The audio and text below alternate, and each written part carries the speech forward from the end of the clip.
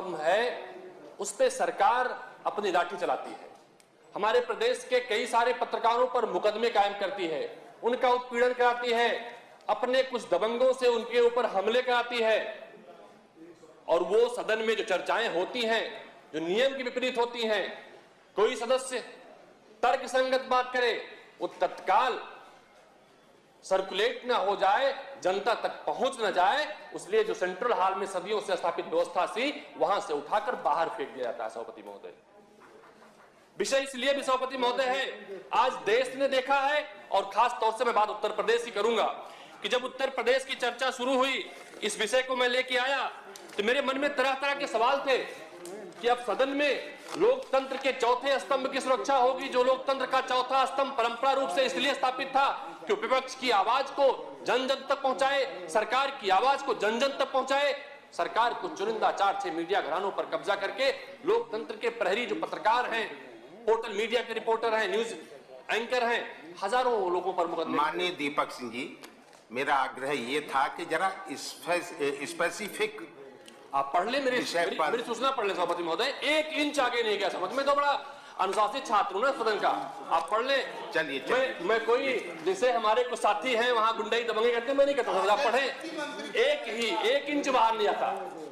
जी जी बोल ले जी जी बोल ले सेंट्रल हॉल सरकार को बुलवा ली सभापति महोदय। और दूसरा मान्यवर, सबसे ज्यादा अगर पत्रकारों को कोई प्रताड़ित किया है तो इन्हीं की सरकार ने किया। मान्यवर, इमरजेंसी में क्या हालत हुई आप कल्पना करिए, और एक पत्रकारों के पक्षधर है माननीय दीपक सिंह जी, लोकतंत्र की वो करते हैं मान्यवर। सूची सपा के भारतीय जनता पार्टी तो पूरी तरीके से देश को तबाह किया मान्यवर। अगर अनुमति हो प्रताड़ित हमारे बीच में खड़े होकर सदन में व्यवधान उत्पन्न कर रहे हैं।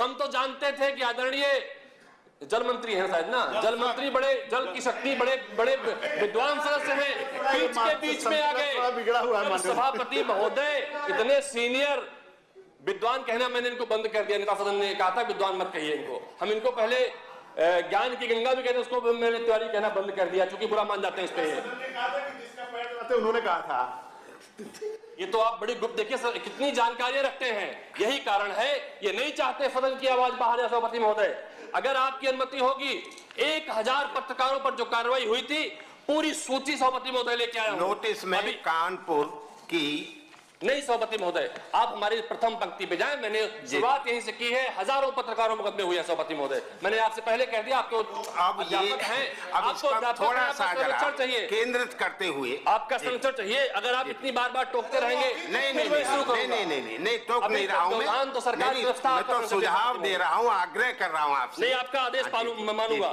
सभापति महोदय, अभी मैं एक प्रश्न लेकर आया था जो संबंधित था कोविड के पीपी किट के संदर्भ से, उसमें सरकार का जो अहंकार है वो दिखाई पड़ा था। उसमें लिखा था, सभापति महोदय मैं पहले पढ़ चुका, दोबारा पढ़ना ठीक नहीं है। उसमें लिखा है निदेशक चिकित्सा शिक्षा का जारी पत्र कुछ कतिपय समाचार पत्रों ने जानबूझकर प्रकाशित कर दिया।